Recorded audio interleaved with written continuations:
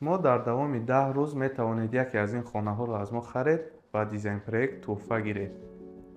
سلام علیکم دوستان، من با شما 4 خانه‌ای که با نرخ دسترس فروخته می شود پیشنهاد می کنم.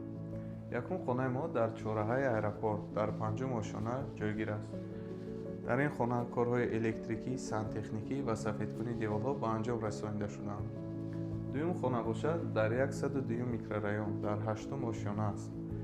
خوبی این خانه در آن است که از نرخ آفیس پرداژ هم ارزانتر خریده می توانید.